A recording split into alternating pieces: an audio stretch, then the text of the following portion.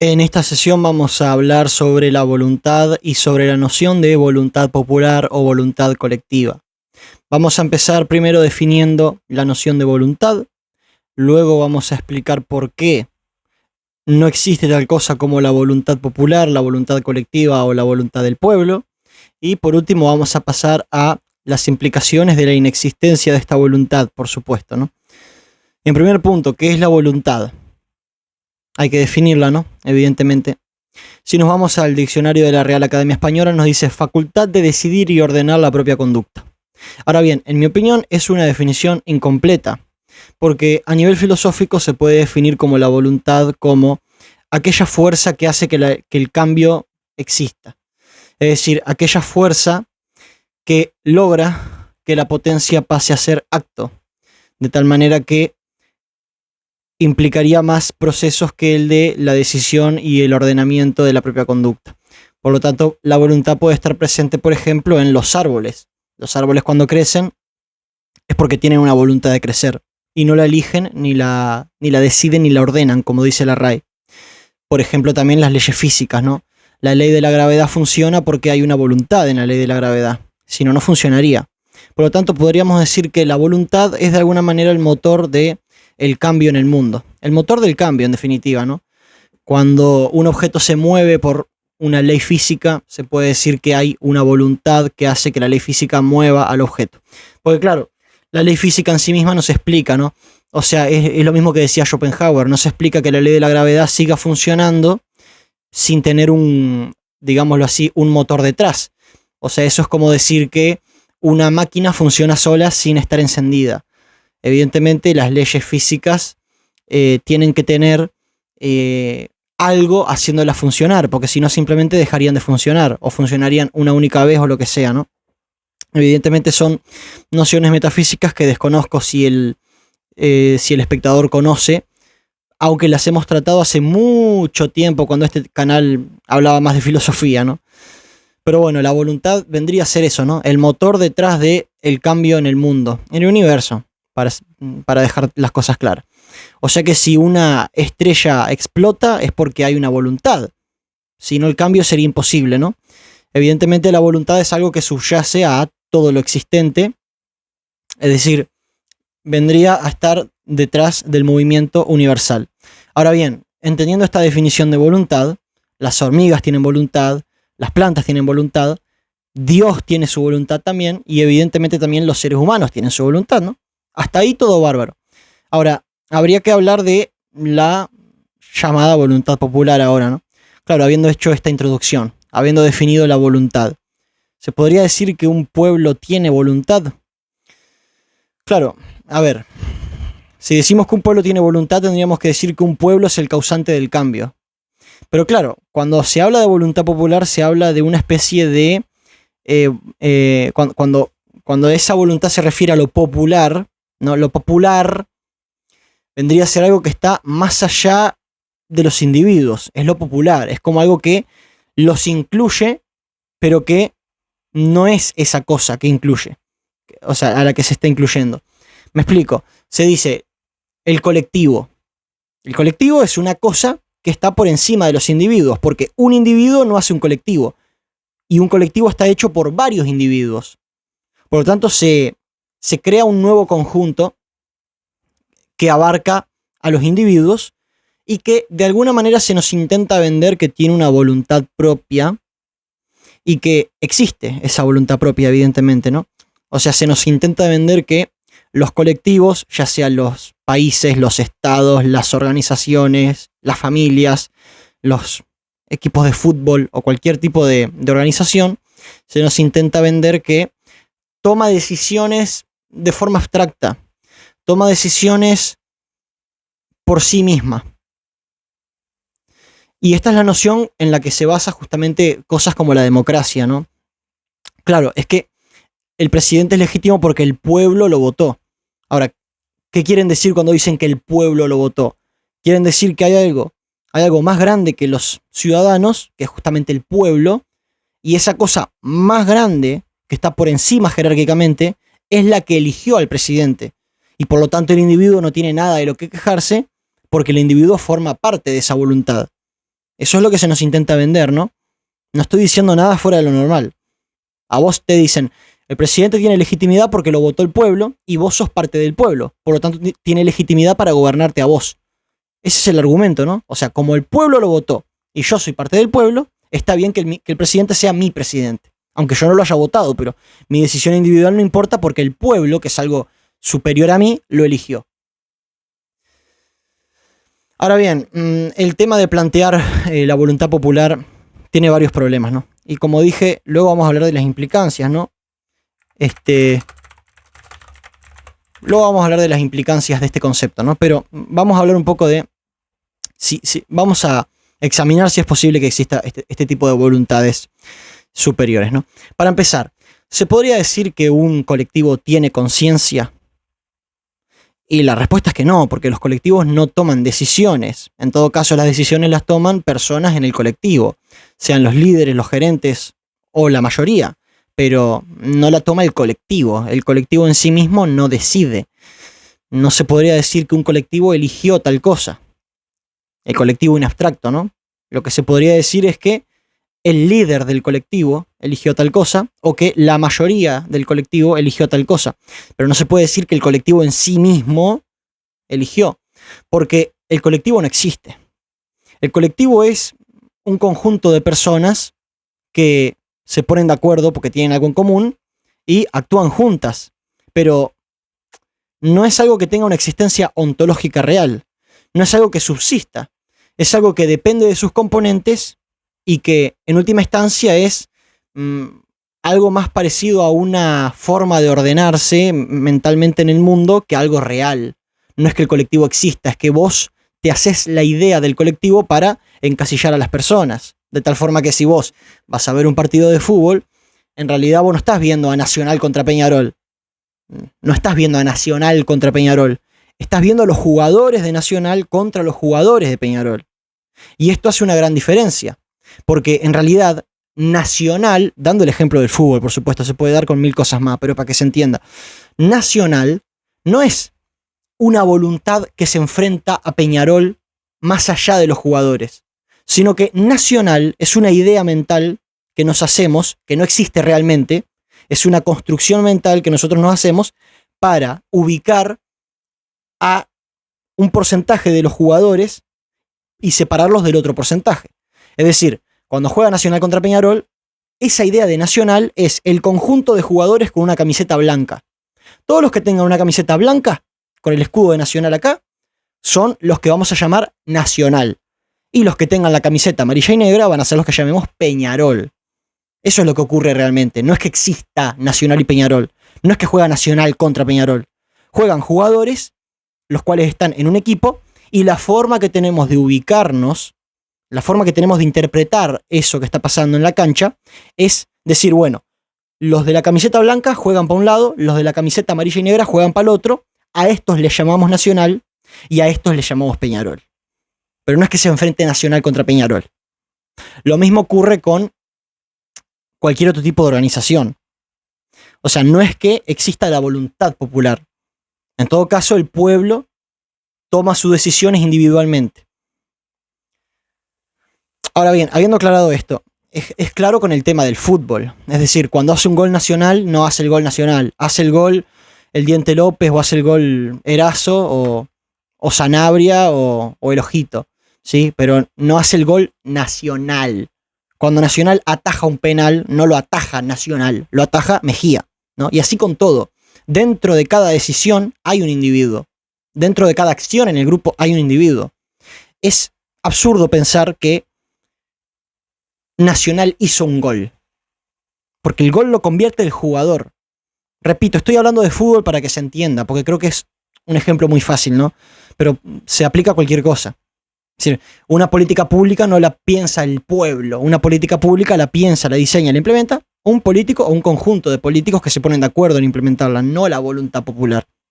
Pero con el fútbol es más fácil de ver, no es que Nacional hace un gol, es que Erazo hace un gol, o es que, no sé, Sanabria o Carneiro hace un gol, ¿sí? No es que lo haga Nacional. Y así con todo. Ahora, entendiendo esto, que es una cosa bastante evidente, ¿no? se puede extrapolar esto del fútbol, se puede extrapolar a la política, por supuesto. No es que el pueblo tome decisiones, es que la gente toma decisiones, ¿no? Y cada decisión atómica cada decisión atómica forma parte de un conjunto muy grande de decisiones, y ese conjunto grande de decisiones, ¿sí?, es lo que se llama voluntad popular. Pero no deja de ser un conjunto de decisiones individuales tomadas por cada individuo de la economía. De tal manera que en las elecciones, cuando tenemos en el balotaje a Orsi o a Delgado, ¿quién ganó? Bueno, a ver, sabemos que ganó Orsi, ¿no? Pero ¿se podría decir que el pueblo votó a Orsi? No, no se podría decir que el pueblo votó a Orsi. En todo caso, dentro de todos los individuos que pusieron ese día una lista en un sobre, en una urna, ¿sí?,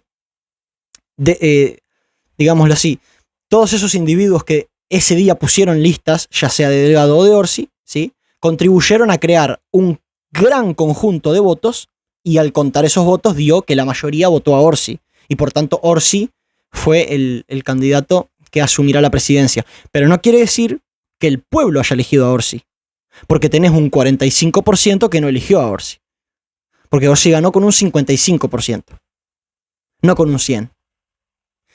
Por lo tanto, no se podría decir que el pueblo votó a Orsi. En todo caso, la mayoría de individuos que forman parte de lo que llamamos de forma abstracta y mental pueblo, votó a Orsi. Ahora, esta noción es fundamental porque, a ver, ¿qué implicancias tiene esto? ¿Qué implicancias tiene que no exista la voluntad popular? O sea, ¿qué implicancias tiene que en realidad lo único que exista es la voluntad individual? Que los individuos toman acciones. Y esas acciones se podrán canalizar hacia una u otra dirección de forma colectiva. Pero no quiere decir que el colectivo toma la decisión. Como expliqué antes con Nacional y Peñarol. No es que Nacional haga un gol, es que el Ojito Rodríguez hace un gol. Bárbaro. Ahora, habiendo aclarado esto, ¿qué implicancias tiene? Bueno, la principal es que al no existir una voluntad popular, ¿sí?, quiere decir que la democracia no tendría legitimidad. Porque en realidad decir que, como decía al principio, que Orsi es tu presidente porque el pueblo lo votó y vos sos parte del pueblo, es cometer una falacia, porque el pueblo no lo votó la gente, ¿sí? Pero ¿qué legitimidad tiene la gente para decidir sobre tu vida? Primer punto que demuestra por qué la democracia tiene este fallo irresoluble, a mi parecer, ¿no? El hecho de decir, bueno, es que como la mayoría lo votó, este presidente tiene legitimidad para gobernarte y para modificar tu vida, porque un presidente te modifica la vida, ¿no?, a través de las políticas públicas y demás. Claro, eso es como si dijéramos, vamos a hacer una votación para ver si a fulanito le sacamos la remera y la vendemos. Y todos levantan la mano, sí, saquémosle la remera. Sería legítimo ir. O, por ejemplo, que estuviéramos en una sala, yo qué sé, en un salón de clases, y la mayoría se pusiera de acuerdo en expulsar a un estudiante simplemente porque tiene el pelo rubio. Sería legítimo echarlo del salón. Sería legítimo que los demás tengan ese poder de ponerse de acuerdo para influir sobre la vida de un tercero que no está de acuerdo. Primer punto, ¿no? Cómo la voluntad popular se utiliza para la opresión muchas veces, porque a través de la voluntad popular, a través de esta idea, de esta noción, claro, se cometen actos de avasallamiento de las libertades, porque es como si dijeran, no te puedes quejar porque lo votó el pueblo. Claro, no me puedo quejar porque lo votó el pueblo, pero yo no lo voté. ¿Por qué me tengo que comer yo un presidente que no voté? Es así simple. Yo no voté a Orsi. ¿Por qué me lo tengo que fumar? Y me dirán, así es el sistema. Bueno, así es el sistema justamente porque está hecho, está construido sobre los cimientos de lo que acabo de decir, de que existe la voluntad popular. O sea, si el sistema no estuviera construido sobre ese punto de partida, no existiría tal cosa como esa legitimidad. Primer punto, ¿no? Y del sistema análogo hemos hablado reiteradas veces en este canal, así que no viene el caso. Y segundo punto, es que, claro, cuando se intenta, cuando se habla de economía es muy importante lo que se conoce como individualismo metodológico. El individualismo metodológico básicamente lo que dice es, en economía lo que actúa es la persona, el ser humano, la gente. Lo que actúa no es la empresa, los trabajadores, el sindicato, el Estado. No actúan esos. Los que actúan son los individuos que forman parte de las respectivas instituciones. De tal forma que en realidad no existe tal cosa como la voluntad del sindicato. Existe la voluntad de los trabajadores individuales que se ponen de acuerdo en un sindicato. No existe la voluntad de la burguesía, como dicen los marxistas, o de los empresarios. No, lo que existe es la voluntad de cada empresario individual que se pondrá de acuerdo con otros empresarios para intentar juntar fuerzas y hacer acciones colectivas. Y lo mismo con el Estado. No existen las acciones del Estado. Existen los que están en el Estado, que son los políticos. De tal forma, esto desmiente el tema de los impuestos. Uno no le paga impuestos al Estado, uno le paga impuestos a los políticos porque son ellos los que administran el Estado, ¿no? Así que con esto también desmentimos el tema de los impuestos también. Y dejamos patente que son ilegítimos porque le estás pagando impuestos a personas, no a un Estado que te quieren vender. Porque se supone que la noción detrás del impuesto, la justificación, ¿cuál es? Estás poniendo plata para el colectivo, porque el Estado se dice somos todos. Entonces, como se dice que el Estado somos todos, y vos estás poniendo plata en el Estado, de forma coactiva, por cierto, claro, vos estarías poniendo plata en la sociedad. Pero no es así, porque ni se puede poner plata en la sociedad, ni se puede poner plata en el Estado. En todo caso, se pone plata en los que administran el Estado o en los individuos que forman parte de la sociedad. Por lo tanto, es mentira que pagando impuestos se esté ayudando a una voluntad popular o se esté beneficiando a un Estado. Lo que se beneficia con los impuestos es a los políticos. Porque no existe otra cosa más que el individuo. El Estado no existe, es una construcción mental, como el cuadro de fútbol. ¿Te acordás que te dije? Nacional contra Peñarol. Bueno, el Estado no es una organización, o sea, sí es una organización, pero el Estado no es una voluntad superior al individuo que tiene su conciencia y sus elecciones y sus preferencias. El Estado es el grupo de gente que administra el aparato estatal. Punto. Eso es el Estado. El Estado son los individuos que forman parte del Estado. Sean los políticos, los jueces, los senadores, los diputados, los policías. Pero no es una voluntad externa. No es una voluntad que esté jerárquicamente por encima. Es un conjunto de personas. Y esas personas tienen sus voluntades. Y de ahí surge la llamada voluntad popular. La voluntad del Estado. Ahora bien, ese es otro punto importante. Y aparte de esto, claro, lo que hablaba antes del individualismo metodológico, claro, entonces, si esto es cierto, y si no existe la voluntad popular, entonces, pensar en la economía como grupos es un error, porque los grupos no eligen. Como sabemos, el fundamento de la economía es la acción humana, ¿no? Ese es el fundamento de la ciencia económica, la acción humana. O sea, digamos, el axioma de partida para cualquier tratado de economía, ¿cuál es? Los seres humanos actúan y en esa acción buscan un beneficio y de ahí surge la economía, ¿no? La economía surge porque las personas tienen que hacer cosas para conseguir sus objetivos. Pero claro, si nos cargamos la noción de la voluntad popular y este tipo de cosas y aceptamos únicamente la voluntad del individuo, entonces no se puede decir que exista tal cosa como la acción del colectivo, la acción del sindicato, la acción de la organización, la acción de la empresa o la acción del Estado. Por lo tanto, enfocarse en la economía, en una economía desde este punto de vista es un error. Es un error. Es el error en el que cayó Marx, cuando decía, no, es que tenemos a la clase burguesa y a la clase proletariada y son unas clases enfrentadas que tienen sus objetivos. No, Marx. Están los proletarios y los burgueses, cada uno de ellos con sus individuos que tienen sus respectivas individualidades. O sea, es un error decir, no, es que los trabajadores tienen una voluntad y los burgueses tienen otra voluntad y hay que enfocarse en la economía desde este punto de vista. En la economía tenemos burgueses, proletarios y burgueses, ¿no? Claro, es un error porque no existe tal cosa. No existen no existe la burguesía, existen los burgueses, que son individuos. No existen el proletariado, existen los trabajadores. Por lo tanto, enfocarse en la economía desde este punto de vista es un error, ¿sí? Lo que hay que enfocarse es en el individuo. Por eso es que la escuela austríaca de economía parte del punto de partida del individualismo metodológico. O sea, lo único que existe es el individuo como ser actuante y por ende la economía gira en torno al individuo. No gira en torno a los grupos. No hay que pensar la economía como grupos enfrentados, como veía Marx. Ni hay que hacer políticas públicas enfocándose en los colectivos. Sino que en todo caso, bueno, en economía, si queremos tener una brújula a mano segura y confiable, lo que hay que ver son individuos actuando buscando sus beneficios individuales. Pero no hay que ver grupos con voluntades propias que de alguna manera persiguen sus objetivos, porque tal cosa no existe y caes en el engaño, ¿no? Por eso es que el comunismo fracasó históricamente en todos los lugares donde se aplicó.